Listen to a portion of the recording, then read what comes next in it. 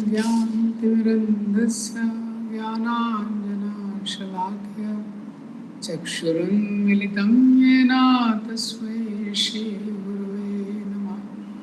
नमो विष्णुपादाय कृष्णपृष्ठाय भूतले श्रीमते भक्तिवेदान्त स्वामीति नामिने। नमस्ते सरस्वते देवे गौरवाणी प्रचारिणे निर्विशेषा शून्यवादी पाश्चात्य देशतारिणे। जय श्री कृष्ण चैतन्य श्री अद्वैत गदाधर शिवासादि गौरभक्तवृंद। हरे कृष्णा कृष्णा कृष्णा हरे हरे, हरे राम राम राम हरे हरे। हरे कृष्णा। तो हम लोग पढ़ रहे थे भगवत गीता का ये पहला अध्याय। इस अध्याय में इसका नाम है अर्जुन का विषाद योग या सैन्य निरीक्षण। प्रभुपाद जी ने जो इसको नाम दिया, इसमें 46 श्लोक है। तो शुरू के जो 27 श्लोक हैं 1 से लेकर 27, ये preparations for the war, observing the armies 1 से 27, और 28 से लेकर 46 तक अर्जुन के युद्ध ना करने के 5 कारण। उसको जो पहला सेक्शन है 1 से लेकर 27 तक, उसके भी 3 विभाजन किए गए हैं। 1 से लेके 11 तक है युद्ध की तैयारी, फिर उसके बाद 12 से लेके 20 तक है विजय के लक्षण, और 21 से लेके 27 तक है भक्त वत्सल कृष्ण, और 28 से 46 तक अर्जुन के 5 कारण, जिसको हम आसानी से याद रख सकते हैं CDEF और I। C for compassion, कृपा, D for destruction of family tradition, कुल परंपरा का नाश, E for enjoyment, भोग, IEF, F for fear of sin, तो अर्जुन को डर था कि मुझसे पाप हो जाएगा, और I for indecision, कि सारा एनालिसिस करने के बाद अर्जुन को समझ में नहीं आया कि मुझे क्या करना चाहिए। तो आज हम पढ़ेंगे 10 श्लोक तक हमने देखा था, आज 11 से 20 रिसाइट करेंगे। अयनेषु च सर्वेषु यथा भागम् अवस्थिता भीष्मयेवाभिरक्षन्तु भवन्तः सर्व एव हि तस्य सञ्जनयन् हर्षं कुरु वृद्धा पितामहः सेहनादं विनोद्योचे शङ्खं दद्मो प्रतापवान् तथा शङ्कर्ष वीर्यस्य पणवानकगोमुखा सहसा अभ्यहन्यन्त सा शब्द तुमुलोऽभवत् तथा युक्ते महति सन्नने स्थितो माधवा पाण्डवः शैव दिव्यो शङ्खो प्रदद्मतु पाञ्चजन्यं ऋषिकेशो देवदत्तं धनञ्जया पाण्ड्रं दद्मो महाशङ्खं भीमकर्मावृकोदरा अनन्तविजयं राजा कुन्तीपुत्रो युधिष्ठिरा नकुला सहदेवश्च सुघोषमणिपुष्पको काश्यश्च परमेश्वासा शिखण्डी च माता दृष्टद्युम्नो विराटश्च सात्विकश्च पराजिता द्रुपदो द्रौपदेयश्च सर्वशः पृथिवीपते सौभद्रश्च महाबाहु शङ्खं दद्मो पृथक् पृथक् सघोषो धातराष्ट्राणां हृदयानि विदारयत् नभश्च पृथिवीं चैव तुमुलो व्यानुनादयन् अथ व्यवस्थितान् दृष्ट्वा धातराष्ट्रं कपिध्वज प्रवृत्ते शस्त्र संपाते धनो उद्यम्य पांडव ऋषिकेशं तदा वाक्यम इदम आहं महीपते।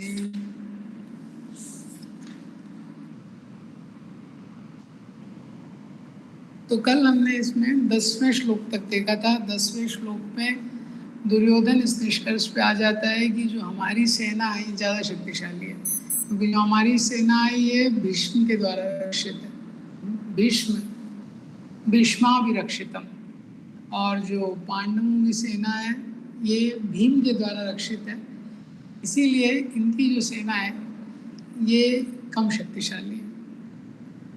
अब ये श्लोक बोलने 11वां श्लोक बोलने के बाद दुर्योधन को लगता है कि भीष्म का मैंने इतना प्रशंसा कर दिया है तो जो बाकी जो महारथी हैं, बाकी जो सोल्जर्स हैं, ये कैजुअल ना हो जाए, ये सतर्क ना हो सकता है, ये इतने सतर्क ना रहे। तो उनको एनकरेज करने के लिए आयनेषु च सर्वेषु यथा भागम् अवस्थिता भीष्म एवाभिरक्षन्ता भवन्ता सर्व एव हि।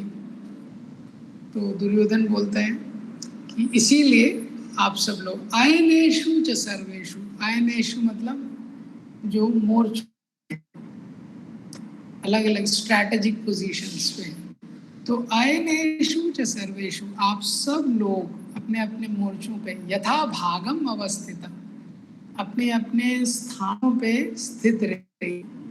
और क्या करना है? भीष्म एवाभिरक्षतु। हाँ, तो भीष्म है, कभी युद्ध में किसी से लड़ेंगे, हाँ, तो हो सकता है दूसरे साइड से कोई अटैक कर दे, इसलिए आप उनको रक्षा प्रदान कीजिए। भवंता सर्व एव ही, भवंता सर्व एव ही जब दुर्योधन बोल रहे हैं तो सारी दिशाओं में देख रहे हैं, सारे महारथियों की तरफ देख के बोल रहे हैं आप सब लोगों को, ये भीष्म हमारे कमांडर इन चीफ हैं, इनकी रक्षा करनी है, इस प्रकार से। तो यहाँ से लेके 3 से 11 तक दुर्योधन ने पूरा अपना दिमाग लगा के सारा कैलकुलेशन कर दिया, सब कुछ कर दिया। और इतने बुद्धिमान है दुर्योधन, उन्होंने इन वचनों के द्वारा सारी सेना को मोटिवेट कर दिया, सारे लोगों को भी युद्ध के लिए तैयार कर दिया। तो इस प्रकार से जब हम ये दुर्योधन के बारे में देखते हैं किस प्रकार से उसमें इतना ये कला है, तो एक तरीके से देखने में लगता है तो बहुत एक्सपर्ट पर्सन है। इतनी बुद्धिमानी से इसने कैसे सारे लोगों को एनकरेज कर दिया।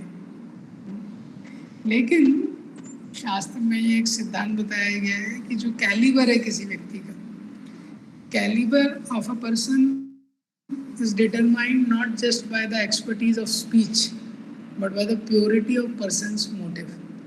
किसी व्यक्ति का जो सामर्थ्य है केवल वाक शक्ति या बोलने की चपलता से नहीं है कि कितना प्रभावशाली ढंग से वो बोल सकता है, बस, बट उसके हृदय में क्या भावना है, उसका मोटिव क्या है, उसका उद्देश्य क्या है।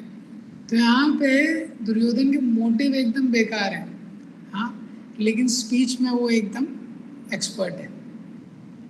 ये तो चाणक्य पंडित बोलते हैं मणिनाम भूषणम शर्पा किम आशोण भयंकर। जो सर्प होता है, जो सांप, उसके ऊपर कभी कोई मणि होती है, सांप के ऊपर मणि होने के बाद भी सांप उतना ही जहरीला रहता है।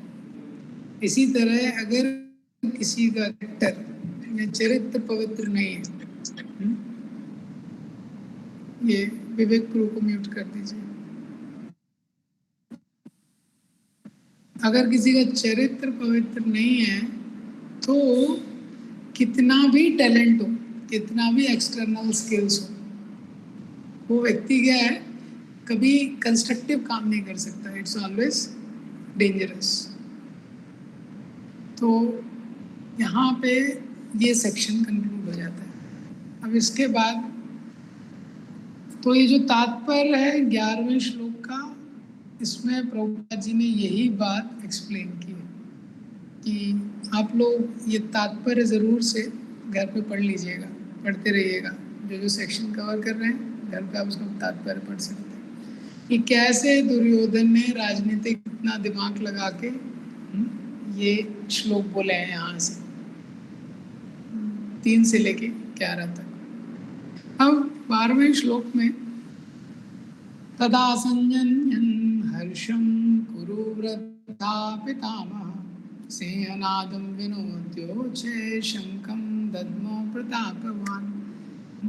तस् उसके बाद अब भीष्म पितामह सोचने लगे, बहुत डिस्कशन हो गया, ये लेक्चर की जगह नहीं है तो फाइट की जगह।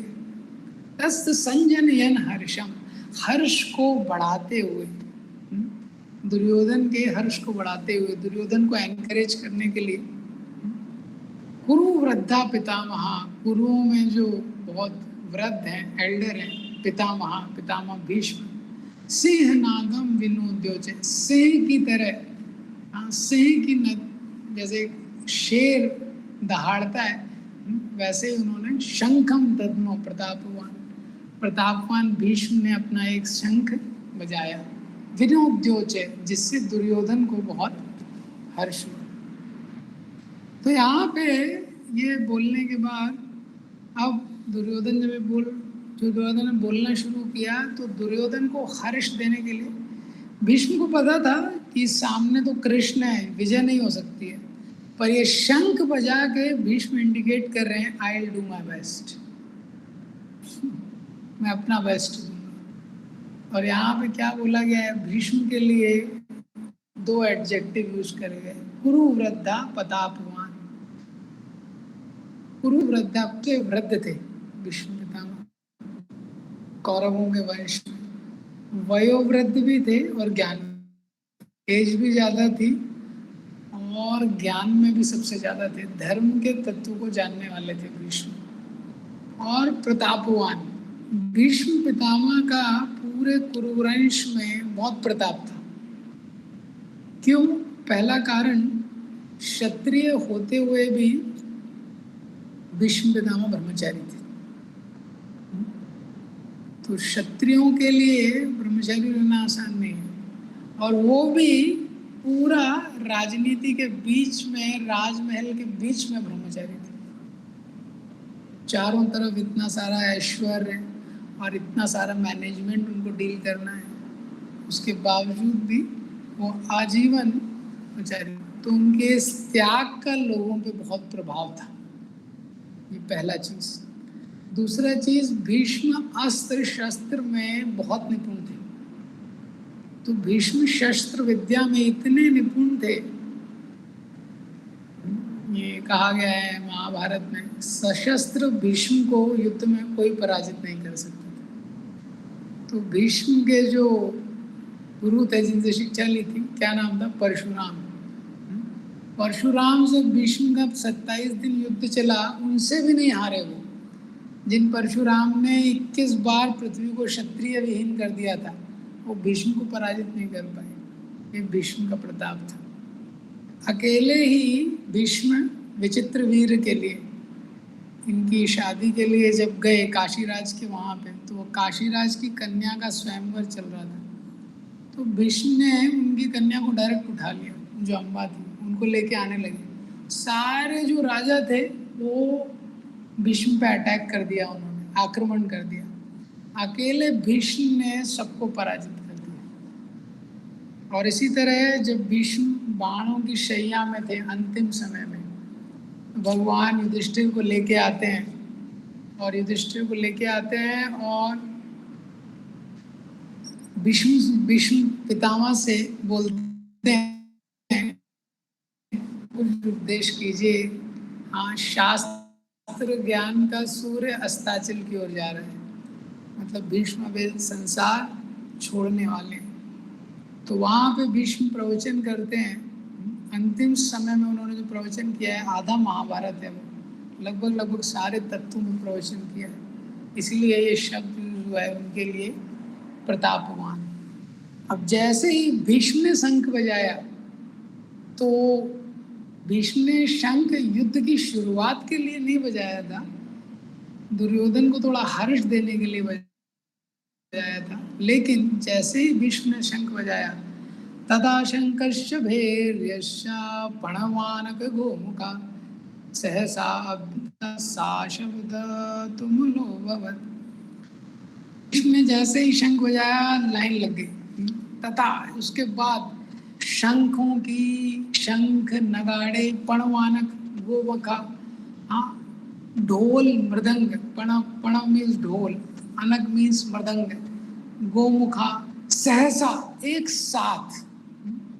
साथ बहुत सारे शंख,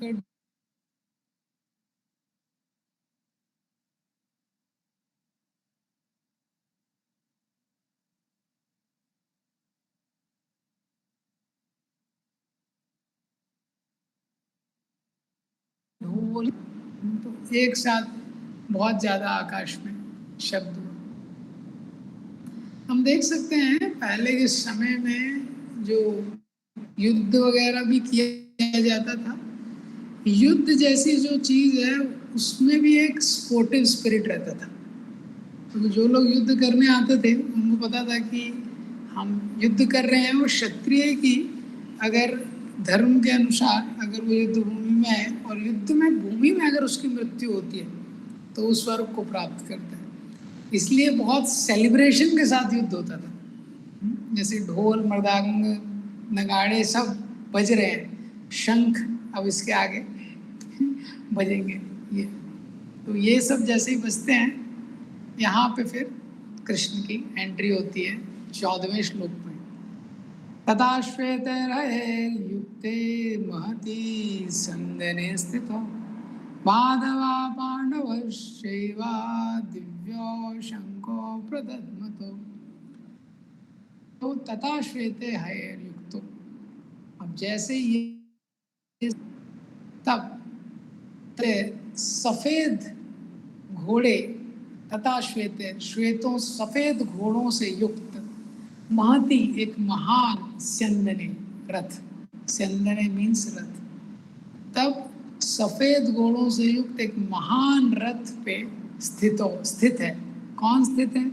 माधवा पांडव शैवा, माधवा, माँ मीन्स लक्ष्मी, धम मीन्स पति, लक्ष्मी के जो पति हैं मतलब कृष्ण।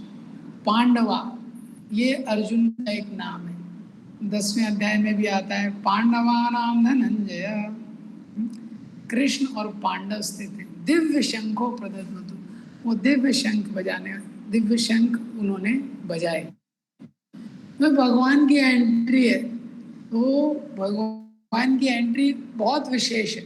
जैसे मूवी में हीरो की एंट्री होती है, तो किसी मूवी में जब हीरो की एंट्री होती है तो कैमरा कैसे आता है? ऐसा नहीं है कि डायरेक्ट हीरो के फेस पे आ गया।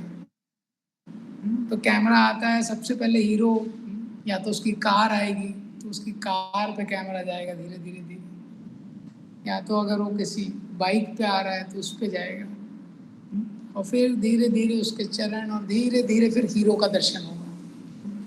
लेकिन इस संसार के हीरो रियल हीरो नहीं है, भगवान रियल हीरो है, इसलिए कैमरा जा रहा है, कैमरा फोकस हो रहा है। तो सबसे पहले घोड़ों पे, तथा श्वेत युक्ते, और घोड़े, घोड़े के बाद वो रथ, और रथ के बाद कैमरा जा रहा है भगवान। तो लेकिन इस पे विशेषता क्या है? जनरली किसी मूवी में कोई हीरो आता है तो या तो खुद वो एक बहुत अमेजिंग बाइक पे लेके आ, बाइक लेके आ रहा है, या तो वो खुद अपनी अपनी एक कार लेके आ रहा है, वहाँ कार लेके आ रहा है, उससे हीरोइन को रेस्क्यू कर रहा है। लेकिन यहाँ पे भगवान कार के ड्राइवर है। तो जब कैमरा जा रहा है मेन हीरो की तरफ, घोड़े हैं, रथ है, और फिर ड्राइवर है जो भगवान है, वो कार के ओनर नहीं। तो हालांकि संसार, भगवान इस संसार को ड्राइव करने वाले हैं, लेकिन भगवत गीता में भगवान ने कैसी एंट्री ली है? एज अ सर्वेंट, अपने भक्त के दास के रूप में। तो चैतन्य महाप्रभु ने ये समझाया है कि में सबसे हाईएस्ट चीज क्या है? गोपिर भर्तुपद कमलयोर दास दास अनुदास, servant of servant of servant. और ये चैतन्य महाप्रभु, यही वही चैतन्य महाप्रभु कृष्ण है, वो खुद डेमोन्स्ट्रेट कर रहे हैं, जो सारे संसार को नियंत्रण करने वाले हैं। कपिल बोलते हैं, मद भयात् वाति वातोऽयं वर्षात् इंद्रो सूर्यस्तप्ति मद भयात्।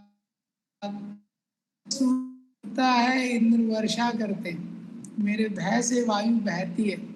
इन सब को नियंत्रण करने वाले भगवान अपने भक्त के नियंत्रण में, ऐसे उनकी भगवद गीता में एंट्री होती है। तो ये भगवान के रथ के जो घोड़े हैं बहुत विशेष घोड़े हैं। ये 5 सफेद घोड़े हैं। चित्ररथ नाम का एक गंधर्व था, उसने ये घोड़े गिफ्ट किए थे अर्जुन को। और ये घोड़े कैसे थे? 100 घोड़े गिफ्ट किए थे उसने। तो इस क्या थी, इनमें से कितने भी घोड़े मारे जाएं काउंट 100 ही रहता था। और उनमें से 5 बेस्ट घोड़े निकाल के अर्जुन ने, उनमें से 5 सफेद घोड़े इस रथ में लगाए थे। और ये जो रथ है ये अग्निदेव ने दिया था। ये रथ प्रभुपाद जी ने कुछ चीजें तात्पर्य में लिखी।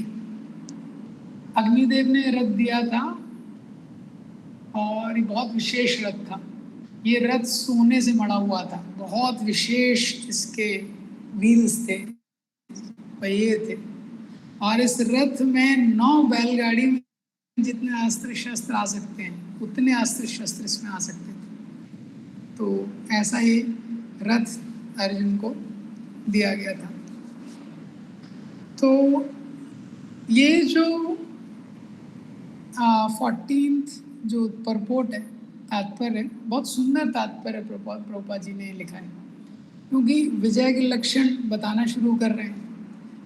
तात्पर्य में का हेडिंग है श्योर सक्सेस। पहले से, युद्ध से पहले ही भगवान ने एंट्री होते ही इंडिकेट कर दिया कि पांडवों की विजय होगी। रथ दिव्य है, घोड़े दिव्य हैं, शंख दिव्य है, और रथ पे जो सवार हैं वो लोग भी दिव्य।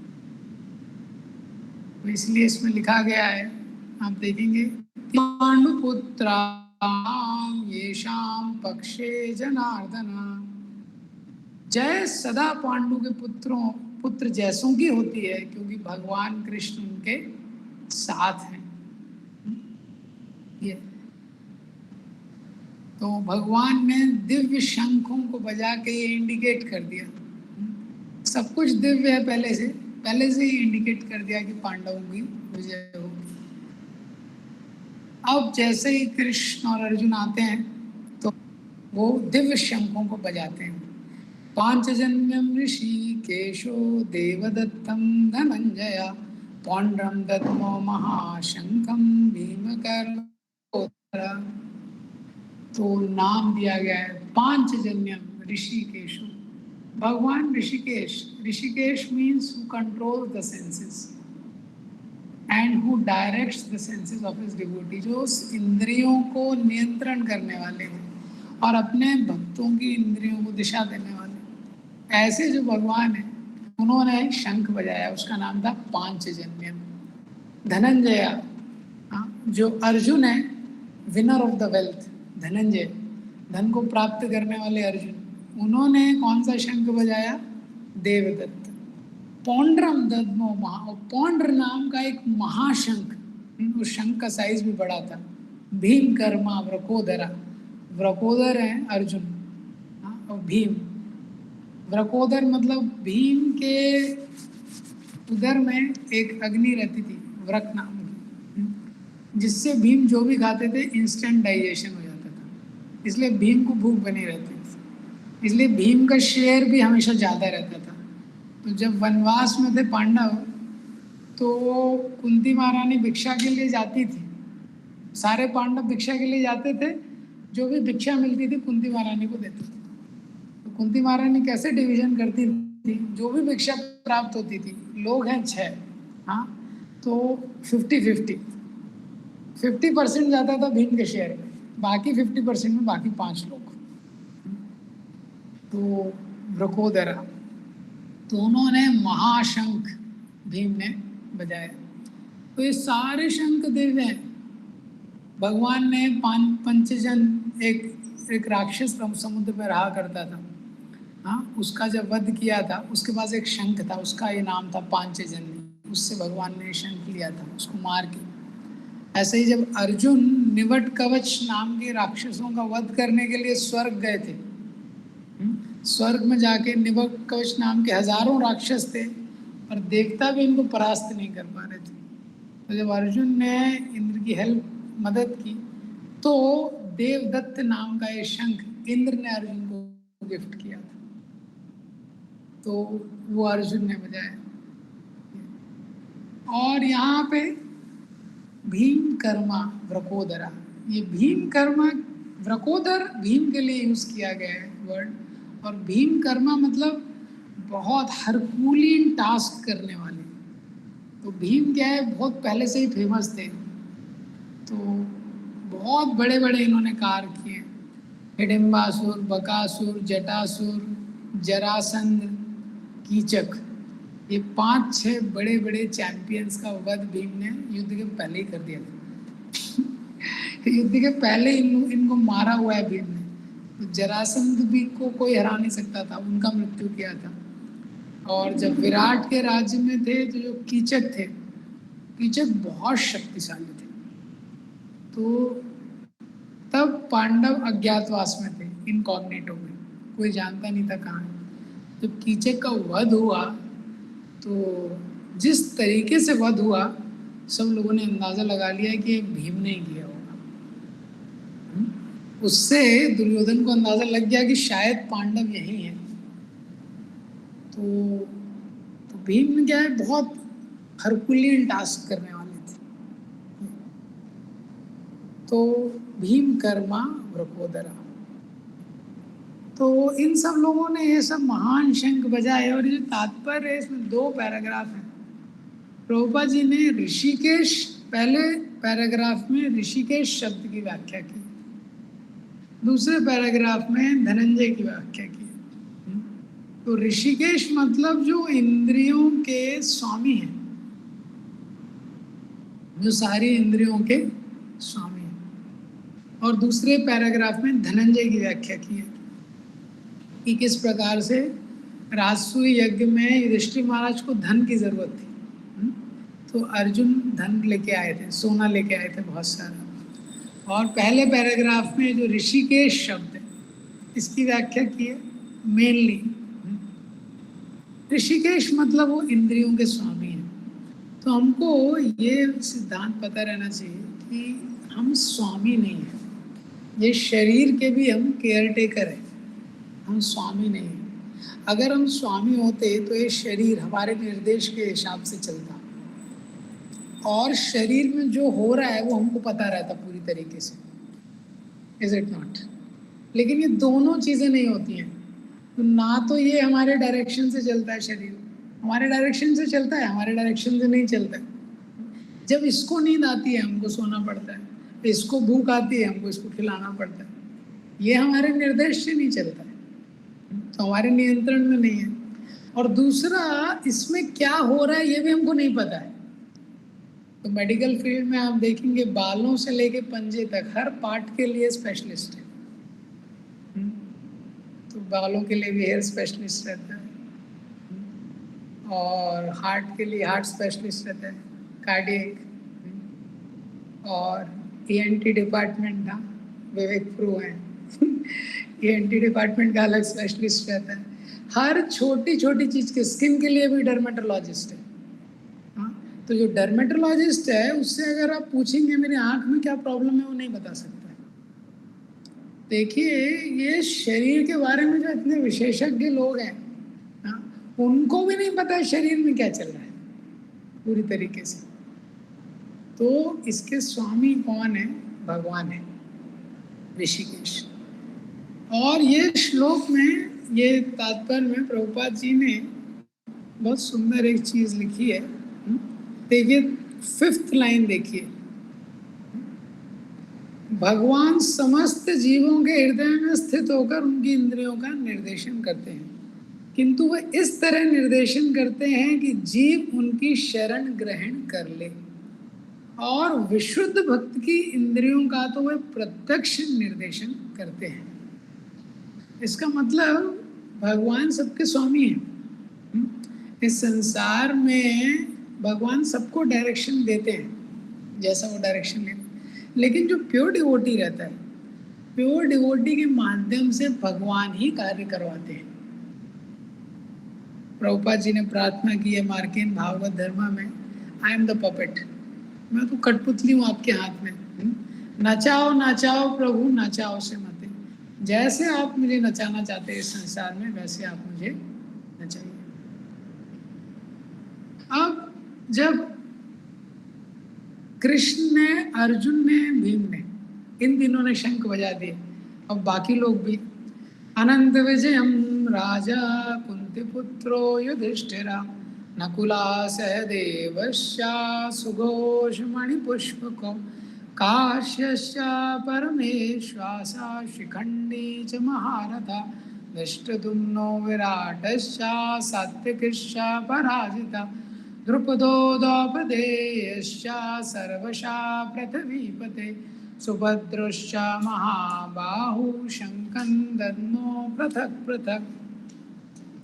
तो अब जब ये श्लोक, जब कृष्ण और अर्जुन ने बजा दिया शंख, उसके बाद अनंत विजयम राजा कुंती पुत्रो, राजा शब्द यूज किया गया युधिष्ठिर महाराज के लिए, वो राजा क्योंकि बनने वाले हैं, युद्ध में उनकी ही विजय होगी।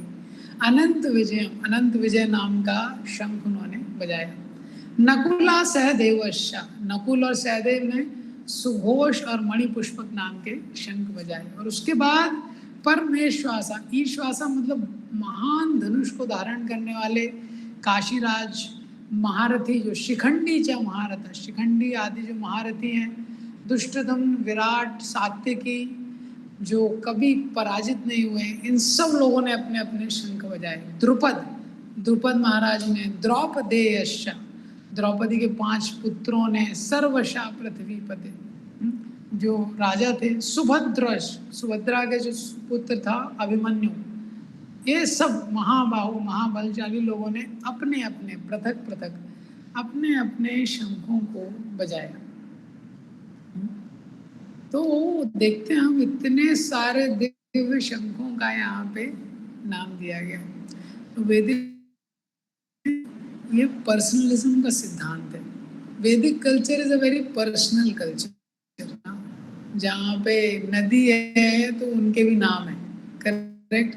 हम लोग कहीं भी ट्रैवल कर रहे हैं, कोई भी नदी दिखती है तो लोग पूछते हैं इंडिया में इसका नाम क्या है। गंगा जी है, गंगा नदी के पीछे गंगा माता है। हिमालय जो पर्वत है उसके पीछे हिमालय का विग्रह है। तो पर्सन है, हर जगह एक पर्सन इन्वॉल्व है। यहाँ पे शंखों का भी नाम दिया है। और जो मॉडर्न सिविलाइजेशन है वो पर्सनलिज्म से इम्पर्सनलिज्म, हर चीज़ क्या है, नंबर्स है। तो स्टेशन में जाएंगे तो क्या है, प्लेटफॉर्म नंबर है। क्लास में बच्चा जाता है स्कूल में पढ़ने तो रोल नंबर है। कंपनी में जाता है तो फिर उसका कुछ एम्प्लॉय नंबर है, और जहाँ उसका घर है वहाँ हाउस नंबर है। तो इतना पर्सनल कल्चर है, हर चीज़ का नाम है। इसलिए हम देखते हैं भगवान जो माला पहनते हैं, जो मणि धारण करते हैं, हर चीज़ का शास्त्रों में नाम दिया गया। तो पांडवों की तरफ से जब इतने सारे शंख बजे, तो क्या हुआ, सघोषो धातराष्ट्राणाम हृदयानि विदारयत् नवश्या पृथ्वीं चैवा तुमुलो अभ्यानुनादयन्। इतने सारे श्लोकों, इतने सारे शंखों के एक साथ बजने के कारण क्या हुआ, तुमुला, भयानक घोषा, तुमुलो, इतना आवाज हुआ, नभश्या पृथ्वीं चैवा, हाँ, आकाश तथा पृथ्वी तक, मतलब पृथ्वी से लेके आकाश तक वो शब्द गया। अनुनादयन, जैसे इको होता है ना, अनुनादयन, जैसे डीजे में बहुत स्ट्रॉन्ग साउंड सिस्टम होता है तो ऐसा लगता है पृथ्वी हिल रही है। तो इसका जो शब्द था वो बहुत आकाश तक गया।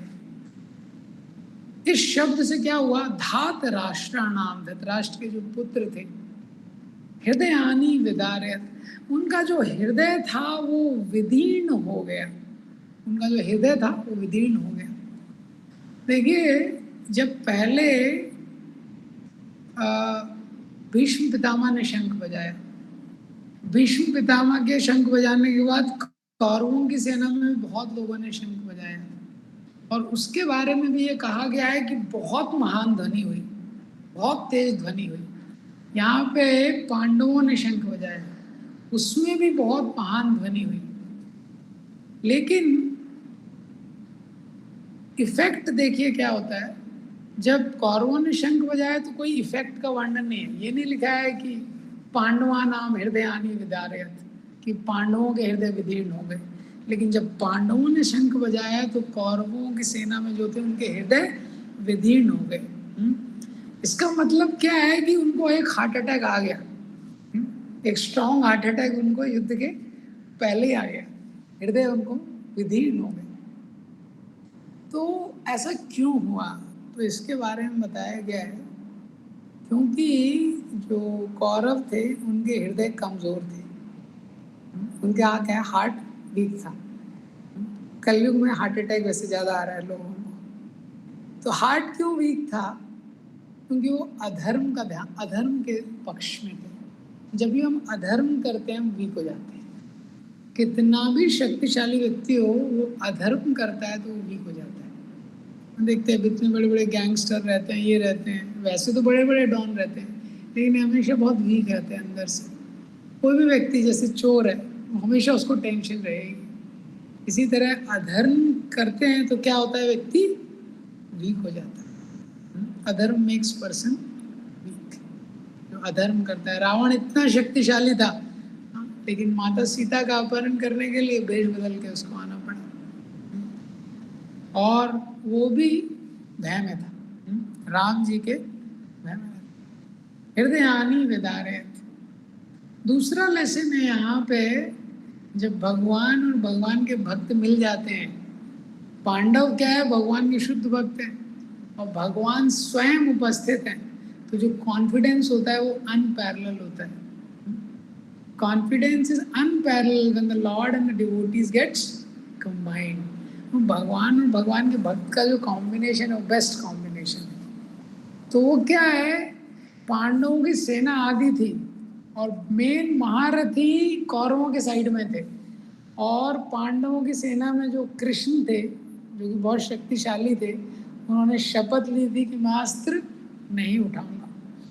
इस सब के बावजूद पांडव स्ट्रांग थे, क्योंकि आप देखेंगे जब राम और रावण का युद्ध होता है तो बहुत ही इंटरेस्टिंग है। रावण के पास इतने बड़े बड़े शक्तिशाली दैत्य हैं, मेघनाद है, कुंभकर्ण है, और इतने सारे दैत्य हैं। सारे दैत्यों के पास हाईएस्ट टेक्नोलॉजी के अस्त्र हैं, सबके पास मायावी वेपन्स हैं, इतने अलग अलग तरीके के वेपन्स हैं, इतने विशेष उनके पास रथ हैं, और इतने अलग अलग अस्त्र और शस्त्र हैं। और प्रभु राम की सेना में क्या है, राम और लक्ष्मण ये दो लोग हैं, बाकी सब वानर हैं। बाकी सब क्या है, वानर है। राम लक्ष्मण के पास रथ है, बाकी के पास कोई रथ नहीं है। राम लक्ष्मण के पास धनुष बाण है, बाकियों के पास कुछ नहीं है। वानर कैसे युद्ध कर रहे हैं, कोई पेड़ उखाड़ रहा है, कोई पत्थर ले रहा है, कोई पहाड़ ले रहा है, ये सब फेंक रहे हैं वानर। इतना सब कुछ होने के बाद भी आप देखते हैं कि रावण की सबसे सोफिस्टिकेटेड आर्मी को उन्होंने हरा दिया। अगर सपोज इंडिया का अमेरिका के साथ युद्ध होता है और अमेरिका के पास बेस्ट टेक्नोलॉजी है, और इंडिया वाले अगर पत्थर उठा के ब्रांचेस वगैरह पेड़ उठा के युद्ध करने लगे तो क्या हालत होगी। वहाँ से वो एटॉमिक बॉम्ब ड्रॉप कर रहा है। तो महाराज लेक्चर में बोलते हैं वो सारे वानर प्रभु राम की शरण में थे, और भगवान राम का नाम लेके इतनी उनमें शक्ति आ गई थी कि रावण की सेना को हरा दी। तो अगर इंडिया वाले भी अगर भगवान राम का नाम लेंगे तो हरा सकते हैं बिना सोफिस्टिकेटेड वेपन्स के। तो ये यहाँ पे बताया गया है कि पांडवास थे। प्रभुपाद जी तात्पर्य में लिखते हैं, आप देखेंगे इस तात्पर्य में यही एक्सप्लेन कर रहे हैं कि जो पांडव थे वो निर्भय थे, फियरलेस। जो कौरव थे वो फियरफुल थे। पांडवों की सेना कम थी लेकिन उसकी शक्ति ज्यादा थी, कौरवों की सेना ज्यादा थी, उनकी शक्ति कम थी। क्यों? क्योंकि कौरवों की सेना में डिवीजन था। क्योंकि भीष्म जो मेन कमांडर है उनका हृदय पांडवों के लिए है, द्रोणाचार्य के फेवरेट शिष्य अर्जुन है, लेकिन पांडवों की सेना में यूनिटी थी और पांडव फियरलेस थे। तो प्रभुपाद जी लिखते हैं कि जो भक्त होता है वो फियरलेस होता है। तो फियरलेस कैसे होता है, निर्भय कैसे होता है? ऐसा नहीं है कि भक्तों को कोई भय नहीं होता है, कोई किसी को बीमारी हो गई, ट्रेजेडी हो गई, कलामिटी हो, उसका भय हो जाता है। और कई बार आप देखेंगे तमोगुण में भी व्यक्ति निर्भय रहता है। जैसे किसी ने शराब पी हुई है, वो रोड के बीच में घूम रहा है। किसी ने भी शराब पी है तो वो क्या है, रोड के बीच में घूम रहा है, तो वो निर्भय है। तो वो क्या है, फियरलेसनेस इन इग्नोरेंस है। और दूसरा व्यक्ति जो भौतिक संसार पे आश्रित रहता है वो फियरफुल रहता है, क्योंकि उसको भोग करना है और उसको लगता है कि अगर ये संपत्ति चली गई तो मैं कैसे भोग करूंगा, ये व्यक्ति चला गया तो मैं कैसे एंजॉय करूंगा, पैसा चला गया तो मैं कैसे एंजॉय करूंगा। तो फियरलेसनेस इन नॉलेज, इसका मतलब क्या है कि भक्त के जीवन में भी हो सकता है कोई भय हो किसी चीज से, लेकिन क्योंकि उसने भगवान का आश्रय लिया है, उसको पता है भगवान के सामने जो भय है, ये जो समस्या है, ये बहुत नगण्य है, बहुत इनसिग्निफिकेंट है। उदाहरण दिया है, जैसे आप रात में चल रहे हैं, एकदम अंधेरी रात है, आप उसमें रोड पे कहीं जा रहे हैं, आपको कहीं जाना पड़ रहा है, और सामने से आप देखते हैं बहुत स्ट्रॉन्ग पावरफुल एकदम लंबा चौड़ा कोई व्यक्ति आ रहा है, एकदम WWF रेसलिंग वाला।